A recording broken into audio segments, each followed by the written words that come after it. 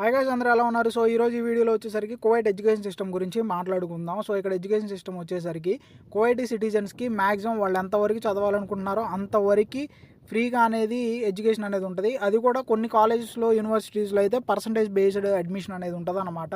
గవర్నమెంట్కి సంబంధించిన అన్ని వాటిలో మ్యాక్సిమం ఫ్రీయే, బట్ దానికి కూడా కొన్ని రిక్వైర్మెంట్స్ ఉంటాయి. అగ్రిగేట్ కానీ ఇలాంటి పర్సంటేజ్ కానీ చూసి ఎంట్రీ అనేది ఇస్తారు, అంటే అడ్మిషన్ అనేది ఇస్తారనమాట. స్కూల్స్లో అయితే బస్ సర్వీస్ అంటే ట్రాన్స్పోర్ట్ కూడా ఫ్రీ అండ్ ఫుడ్ కూడా ప్రొవైడ్ చేస్తారు కొన్ని గవర్నమెంట్ స్కూల్స్లో అయితే. ప్రైవేట్ స్కూల్స్ ఉండవంటే ప్రైవేట్ స్కూల్స్ ఉంటాయి, కాకపోతే వాటికి ఎవరు వెళ్తారంటే మా పిల్లలకి అరబిక్తో పాటు ఇంగ్లీష్లో కూడా మంచి గ్రిప్ ఉండాలి అనుకునే వాళ్ళు మాత్రం ప్రైవేట్ స్కూల్లో జాయిన్ చేస్తారనమాట.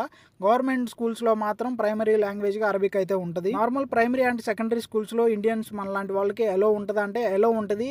ఎలాంటి కేసులో అంటే అక్కడ అడ్మిషన్స్ ఫిల్ అవ్వని పక్షంలో ఎంట్రీ అనేది ఉంటుంది. అది కూడా కొంచెం ట్యూషన్ ఫీజు అనేది కన్సిడర్ చేసి అప్పుడు మాత్రం ఎంట్రీ ఇస్తారనమాట.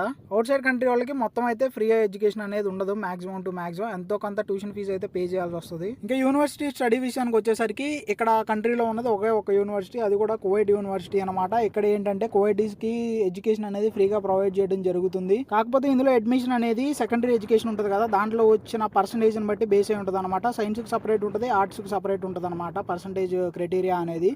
సో ఈ క్రైటీరియా కూడా ప్రతి ఎవ్రీ అకాడమిక్ ఇయర్ ఉంటుంది కదా, దానికి చేంజ్ అవుతూ ఉంటుంది. ఇక్కడ కువైట్ యూనివర్సిటీలో అవుట్ సైడర్స్ చదువుకోవచ్చు, అంటే ఇండియన్స్ వేరే కంట్రీస్ వాళ్ళు చదువుకోవచ్చు అంటే చదువుకోవచ్చు. మనం వేరే కంట్రీకి వెళ్ళడానికి టోఫెల్ ఎగ్జామ్స్ ఎలా రాస్తామో దీనికి కూడా అలాగే రాసి ఎలిజిబిలిటీ క్రైటీరియా అనేది సపరేట్గా ఉంటుంది దీనికైతే. సో ఫర్ సపోజ్ ఒక ఎంబీబీఎస్ ఇక్కడ చేయాలనుకుంటే పర్ ఇయర్ కాస్ట్ వచ్చేసి మీకు ట్యూషన్ ఫీజు ఉంటుంది కదా, అది దగ్గరగా 12 నుంచి 16 లక్షల వరకు అయితే ఉంటుంది. ఇంకా మీకు దీనికి సంబంధించిన ఎడ్యుకేషన్ డీటెయిల్స్ కావాలి అంటే కువైట్ యూనివర్సిటీ పోర్టల్ ఉంటుంది కదా, దాంట్లోకి వెళ్ళి చెక్ చేసుకోవచ్చు.